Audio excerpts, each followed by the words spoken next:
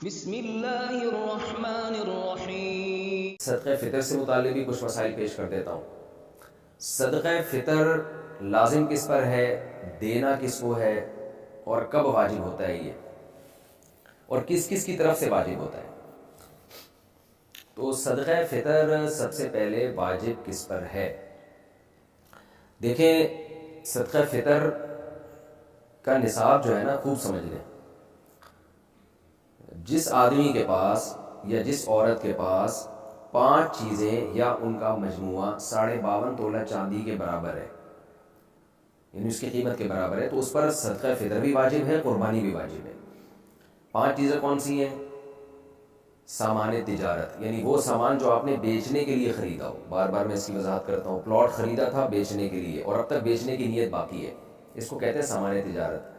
دکان میں جو مال پڑا ہوا ہے بیچنے ہی کے لیے خریدا ہے آپ نے، یہ سامان تجارت ہے۔ تو ہر وہ چیز جو بیچنے کی نیت سے خریدی ہو اور اب تک بیچنے ہی کی نیت ہو، یہ نیت آپ کی چینج نہیں ہوئی ہے، اور اس نیت میں بھی آپ کنفیوز نہ ہو، پکی ڈھکی نیت ہو، یہی نیت ہے میں نے خریدا اس لیے کہ بیچوں گا، چاہے کسی بھی نیت سے بیچیں، بیچنے کا مقصد کچھ بھی ہو، بزنس نہ بھی ہو، بس یہ لیے میں نے اس لیے کہ میں لازمی بیچوں گا، اس کو لے ہی اس لیے رہوں گا۔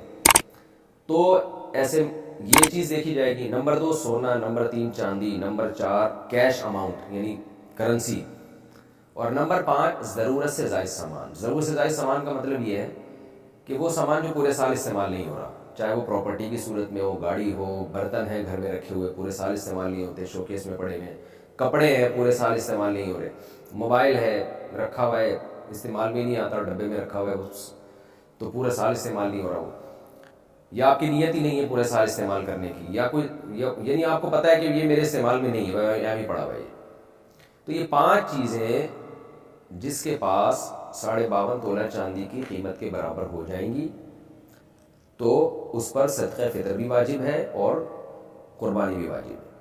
اور ان میں اگر ضرورت سے زائد چیز کو نکال دیں آپ، تو باقی 4 چیزیں اگر 52.5 تولہ چاندی کے برابر ہو تو زکوٰۃ واجب ہے۔ تو زکوٰۃ اور صدقہ فطر کے نصاب میں تھوڑا سا فرق ہے۔